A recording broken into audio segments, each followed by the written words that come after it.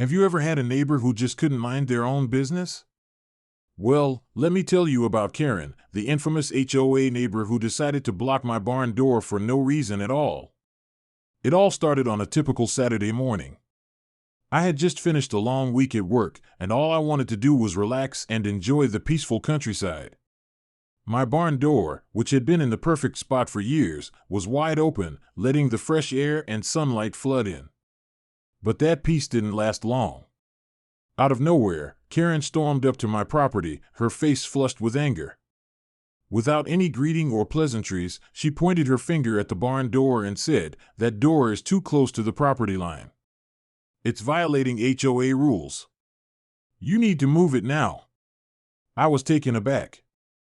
This was a barn door I'd had for over a decade, and Karen had never mentioned any issues before. In fact, no one had. It was always a part of the charm of living on a private property, right? But apparently, Karen wasn't having it. She went on, ranting about property lines and how unsightly my barn was to the neighborhood.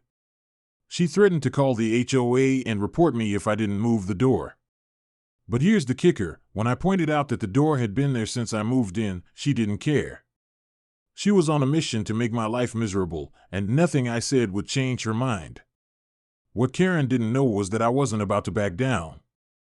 I'd spent years working hard to make my property feel like home, and I wasn't going to let her spoil it. So, I decided to stand my ground. I went inside, grabbed my phone, and started recording.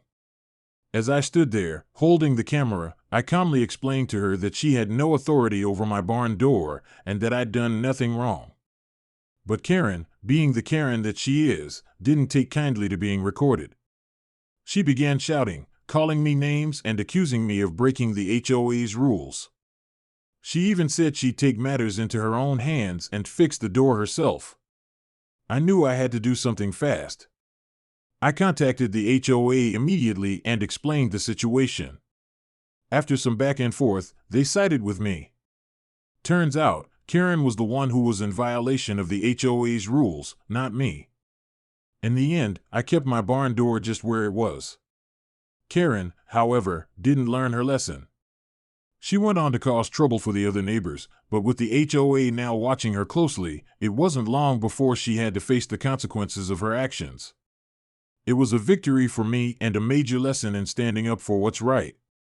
Karen's behavior was out of line, but I'm glad I stood my ground and didn't let her push me around. If you've ever had a Karen-like neighbor, you know the struggle. But